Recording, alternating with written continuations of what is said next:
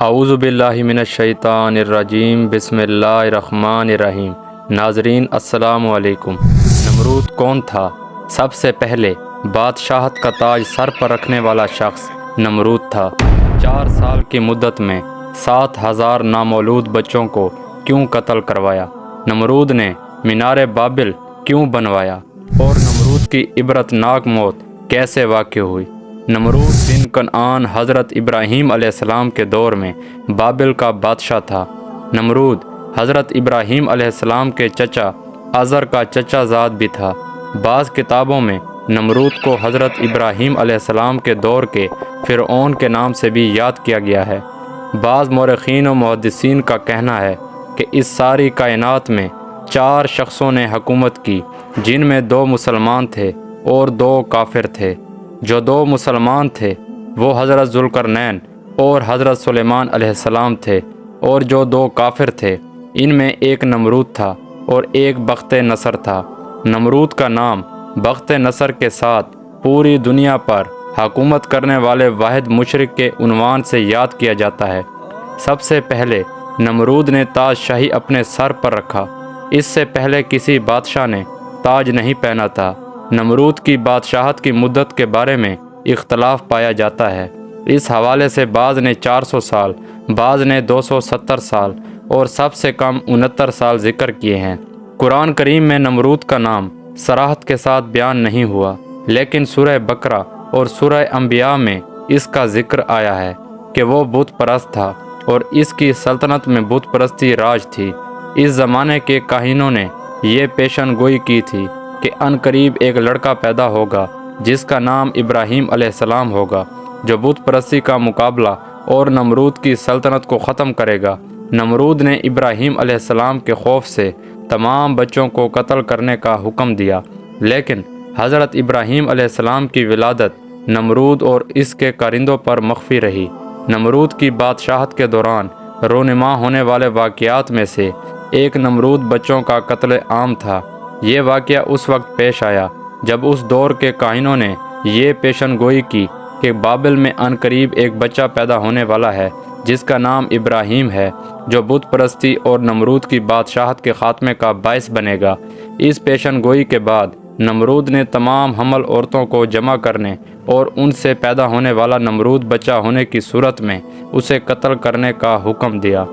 بعض تاریخی مصادق کے مطابق نمرود نے اس بچے کو دنیا میں آنے سے روکنے کے لیے 4 سال کی مدت میں تقریباً 7,000 بچوں کو قتل کروایا۔ ان تمام سختیوں کے باوجود حضرت ابراہیم علیہ السلام مخفیانہ طور پر پیدا ہوئے۔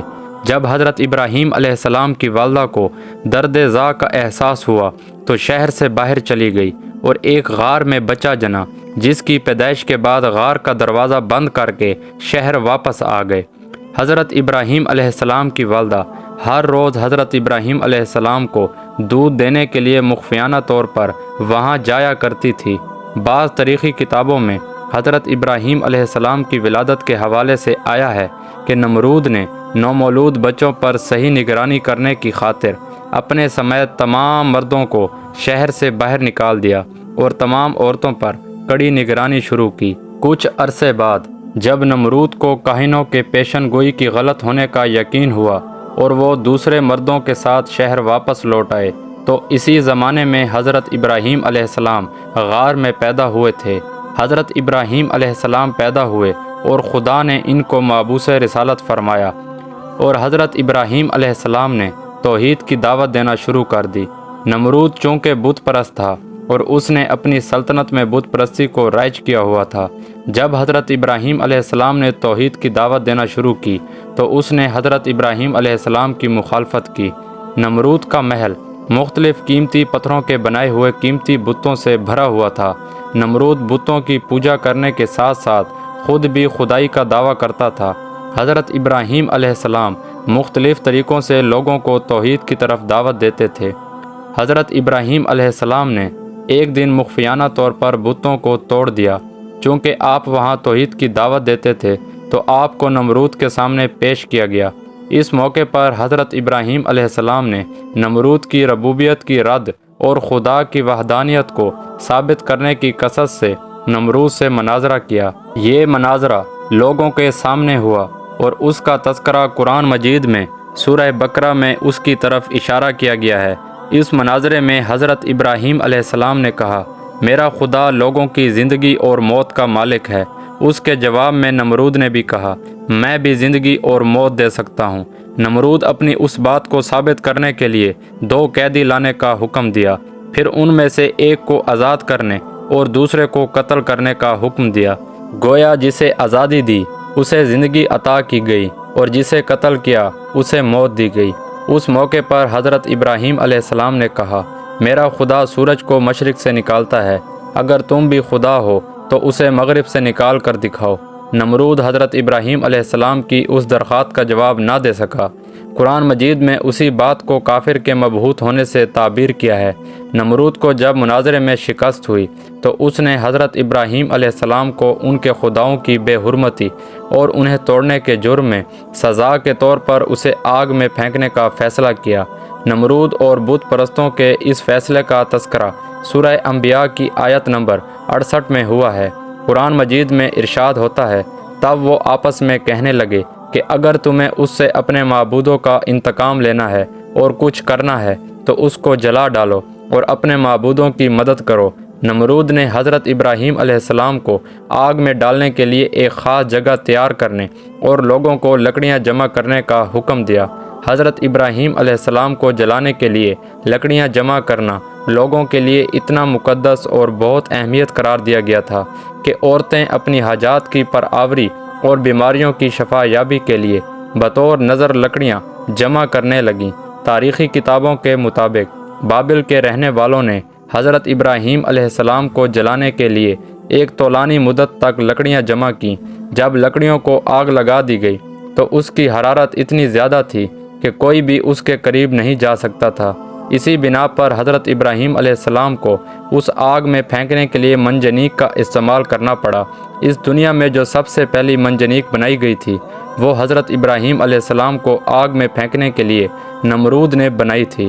قرآن کے مطابق جب حضرت ابراہیم علیہ السلام کو آگ میں پھینکا گیا تو خدا کی طرف سے آگ کو ٹھنڈا ہونے اور حضرت ابراہیم علیہ السلام کو نہ جلانے کا حکم ملا۔ یوں یہ آگ حضرت ابراہیم علیہ السلام کو کوئی نقصان نہیں پہنچا سکی۔ اس واقعے کے چند دن بعد جب نمرود کا اس جگہ سے گزر ہوا تو اس وقت بھی آگ کے شعلے بلند تھے، لیکن اس وقت اس کی تعجب انتہا کو پہنچی جب اس نے دیکھا کہ حضرت ابراہیم علیہ السلام آگ کے شعلوں کے درمیان صحیح و سالم بیٹھے ہیں۔ اس نے حضرت ابراہیم علیہ السلام کو نزدیک سے دیکھنے کے لیے ایک بلند و بالا مینار تیار کرنے کا حکم دیا تاکہ اس پر جا کر آگ کے شعلوں کے درمیان حضرت ابراہیم علیہ السلام کو دیکھا جا سکے۔ جب نمرود کو یقین ہوا کہ آگ نے حضرت ابراہیم علیہ السلام کو کوئی نقصان نہیں پہنچایا تو یہ معجزہ دیکھنے کے بعد حضرت ابراہیم علیہ السلام کو آزاد کر دیا، لیکن خدا پر کبھی بھی ایمان نہیں لایا۔ کتابوں میں ذکر کیا گیا ہے کہ نمرود نے خدا سے مقابلہ کرنے کے لیے ایک بلند و بالا مینار بنانے کا حکم دیا، جو مینار بابل کے نام سے مشہور ہوا، جو کچھ مدت بعد خدا کے حکم سے نابود ہوا۔ بعض مفسرین کے مطابق سورہ نحل کی آیت نمبر 26 میں اسی واقعے کی طرف اشارہ کیا گیا ہے۔ قرآن مجید میں ارشاد ہوتا ہے، ان سے پہلے لوگوں نے بھی ایسی ہی مکاریاں کی تھیں، تو اللہ کا حکم ان کی عمارت کی بنیادوں کی طرف سے آ پہنچا اور چھت ان پر ان کے اوپر سے گر پڑی اور اس طرف سے ان پر عذاب آ واقع ہوا جہاں سے ان کو خیال بھی نہ تھا۔ اس آیت میں خدا نے کافروں کے اس عمارت کو تباہ کرنے کی طرف اشارہ کیا ہے جسے لوگوں کو دھوکہ دینے کے لیے تعمیر کیا گیا تھا۔ آسمانوں میں خدا کی جستجو سے جب نمرود نا امید ہوا تو ایک فرشتہ انسانی شکل میں اس کے پاس آیا اور اسے یکتا پرستی کے نصیحت کرتے ہوئے کہا، اے ضعیف انسان، خدا سے ڈرو اور اس کی نافرمانی سے بچو، کیونکہ خدا کی قدرت اور طاقت تم اور تمہاری فوج سے کہیں زیادہ ہے۔ اگر وہ چاہے تو تجھے اپنی سب سے ضعیف مخلوق کے ذریعے ہلاک کر دے گا۔ اس موقع پر نمرود نے اپنے علاوہ کسی اور کی بادشاہی سے انکار کرتے ہوئے خدا سے مقابلے کا تقاضا کیا، نعوذ باللہ۔ فرشتے نے اسے اپنا لشکر جمع کرنے کے لیے 3 دن کی مہلت دے دی۔ ان دنوں میں اس نے لاکھوں کی فوج اکٹھی کی، طرح طرح کے ہتھیار اکٹھے کیے اور میدان میں جمع ہو گئے۔ چوتھے روز حضرت ابراہیم علیہ السلام تن تنہا نمرود کی فوج کے سامنے گئے تو ان لوگوں نے کہا، اے ابراہیم، آسمانی فوج کہاں ہے؟ فرمایا، اے نمرود، آسمانی فوج پہنچ رہی ہے۔ اتنے میں مچھروں کی فوج نمودار ہوئی، جس کی وجہ سے آفتاب کی روشنی چھپ گئی، آسمان پر اندھیرا چھا گیا۔ نمرود نے اعلان کر دیا، اپنے فوجیوں کو کہا، نگارہ بجاؤ۔ لیکن مچھروں کی آواز لوگوں کے کانوں میں پہنچی تو لوگوں کے ہوش اڑ گئے، ہر چھوٹا بڑا ہیبت الہی سے ڈر گیا۔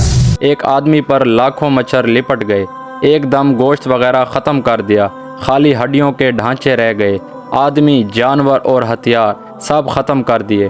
خدا نے ایک مچھر کو نمرود پر مسلط کیا جو ناک کے راستے سے نمرود کے دماغ میں داخل ہو گیا۔ نمرود کے سر میں شدید درد شروع ہو گیا اور درد کی شدت یہاں تک تھی کہ وہ اپنے آپ اپنے سر پر مارنے لگتا، محل کے دیواروں سے سر پیٹتا۔ وہ بادشاہ جس نے خدائی کا دعویٰ کیا تھا، وہ بادشاہ جو ساری دنیا کا بادشاہ تھا، وہ بادشاہ جس نے ساری دنیا پر ظلم ڈھائے تھے، آج اس بادشاہ کا یہ حال تھا کہ جب تک اس کے سر پر جوتے نہ پڑتے اس کو قرار نہ آتا۔ جب دربار میں جاتا تو ہر درباری کا یہ معمول بن گیا کہ اپنے جوتے اٹھا کر اس کے سر کو پیٹتے۔ سر کو پیٹنے سے اس کو چند لمحوں کے لیے قرار آ جاتا، لیکن اس کے بعد مچھر دوبارہ اس کے دماغ کو چاٹنا شروع کر دیتا۔ یہ چیختا چلاتا محل کی دیواروں سے اپنا سر پیٹتا، ہتھوڑوں سے اپنے سر کو پیٹتا، لیکن قرار نہ آتا۔ آخر 40 دنوں تک اس عذاب میں رہنے کے بعد اس کی موت ہو گئی اور وہ جہنم رسید ہو گیا۔ اچھا میرے محترم عزیز دوستوں، تاریخ پر اگر نظر دوڑائی جائے تو جن بادشاہوں نے، جن لوگوں نے، جن مغروروں نے اپنی طاقت میں مست، جن لوگوں نے خدا تعالیٰ کو للکارا، ان کا انجام فرعون اور نمرود جیسا ہوا۔ موجودہ دور پر نظر دوڑائی جائے تو اس دور میں بھی کافی نمرود اور فرعون موجود ہیں، لیکن وہ اس بات سے بالکل بے خبر ہیں کہ خدا تعالیٰ کی لاٹھی بے آواز ہے، لیکن اللہ تعالیٰ کی لاٹھی جب پڑتی ہے تو ہر اس بادشاہ کا جو اپنی طاقت میں بدمست ہے، اس کا انجام فرعون اور نمرود جیسا ہوگا، اور انشاءاللہ ضرور ہوگا۔ اللہ